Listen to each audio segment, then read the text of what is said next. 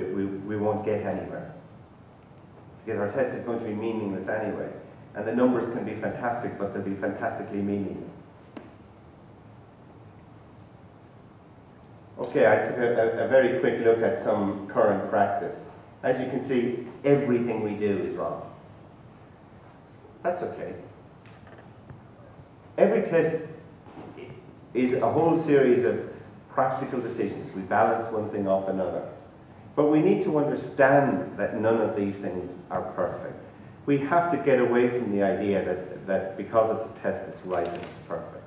We have to understand that everybody has to understand, teachers, policymakers, everybody needs to know that none of these things are going to work as we think they work, or as we naively think they work.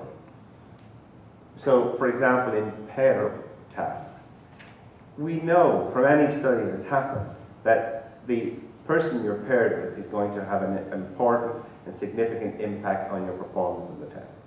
We know that. But it's ignored by most people. Instead of trying to find a solution to it, people just ignore it.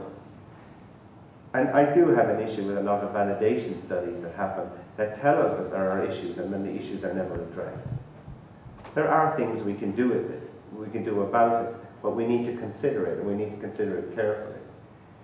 The other typical example, and it's a real concern of mine that right across, and probably ICLTA is guilty because it's been, in my opinion, a fantastic organization in some ways that's really improved the quality of assessment across Europe, but unfortunately it's got like a computer virus in there, and one of the viruses is that there's only one way to test speaking, and they're all testing speaking using a Cambridge model, essentially. That doesn't work. It's blindingly obvious, and it was obvious 14 years ago Cambridge asked me to look at their speaking test, and they didn't like what I told them then, and they have never changed it. And the problem was, and when you think about it, it's a simple issue. You've got 4 tasks, all designed to test different things. They don't, but they're designed to test different things.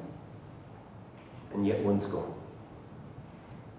Now, at the end of the task, I don't know where your score came from. Is it because you were very good at the first task? Or the second task? Or the third task? I don't know where that score came from. Because I could be biased towards the second task. So if you happen to get your best performance in the second task, you're going to get a good score from me, better than him, even though his language might be better than you. But he might be very good at the second task. It's just madness that you have tasks in the test and you don't score them. It just doesn't work. The main criticism, anyway, is that there isn't links between all of these things. And that's where we have to, that's the beginning and the end of the criticism. The exam boards themselves have, I believe, to show us the evidence, show us the links. What are you testing? Who are your tests designed for? What are they designed to say about these people? Under what conditions? What are the performance parameters? And how do you score it? And why is it scored that way? And why is the whole system in place? Because if it's not, I can't say anything about the test. It's essentially meaningless. The solutions are, I think, obvious. You have to know who and why you're testing. The why is a big thing. You have to know what you're testing. Blindingly obvious. But it does seem interesting that we have a very interesting poster out here where people are trying to find out what the construct is. And you have exam boards who are trying to find out what their own construct is.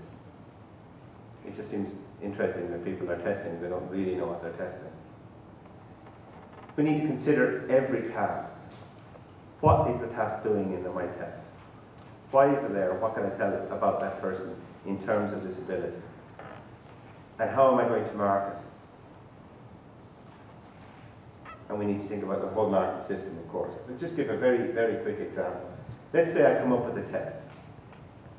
And this is what I'm talking about, the one cap fits all. Let's say I analyze these two.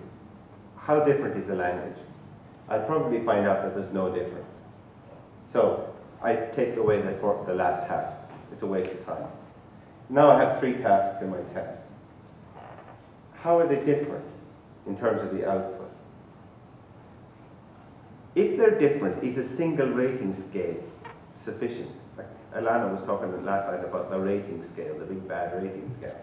And it's a big bad rating scale because if one size cannot fit all, it's impossible. And let's show you in 2 seconds what I mean.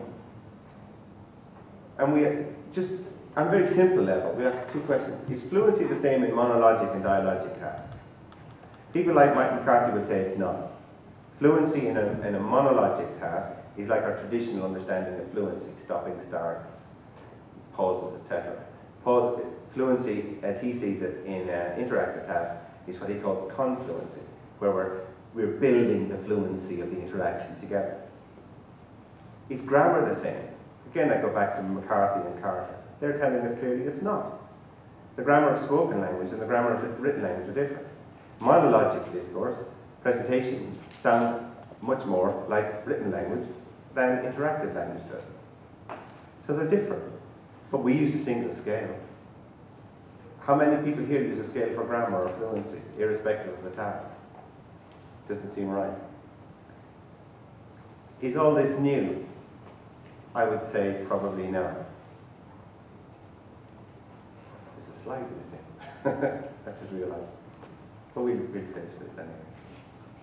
Is this new? Stop, she's telling me. But then she took the slide out that time. This is a really interesting quote, and it supports everything that I've been saying, I think. And I was really delighted. I only found it the other day, because I've been looking for it for ages. I couldn't remember where I knew who wrote it, but I couldn't remember where it was. In order for the linguistic differences to be detected, the speech samples should be assessed by means of scales that are sensitive to the individual characteristics of each speech interaction. I thought, man, that just says it all. It's actually better than I remember. And who said it? Our friend, 1997. He actually, the first time I went to an academic presentation of his, he said it. That's where it was in my head. I couldn't remember then where it was. But it was 96, so it was 15 years ago. And I just thought, well, it's a perfect way to end my talk, because I'm right back at the beginning.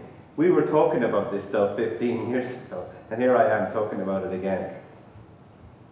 Maybe I'll be talking about it in 15 more years if I'm still around. I don't know.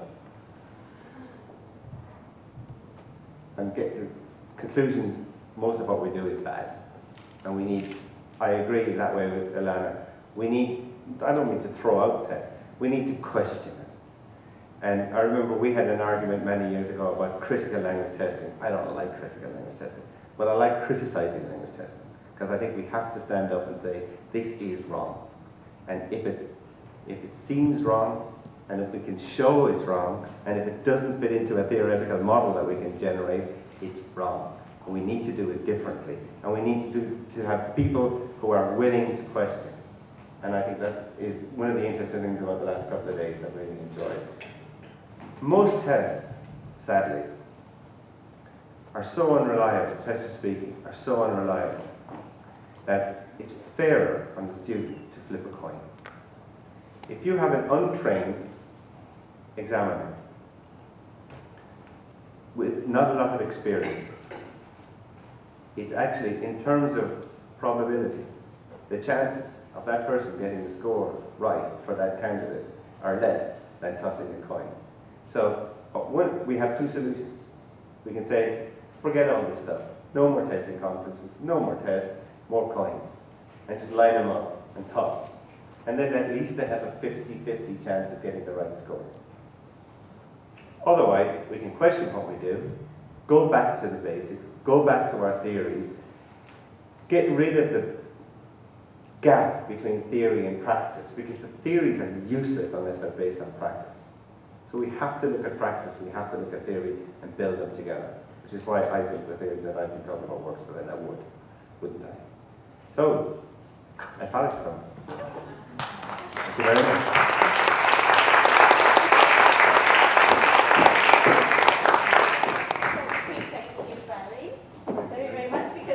I'm not going to allow any questions because we're running a little late, so people will have to chase Barry around the campus. You never catch me. Thank you very, very much. Thank you for both the workshop and this talk, and for everything. Thank you, Barry. Thank you very much.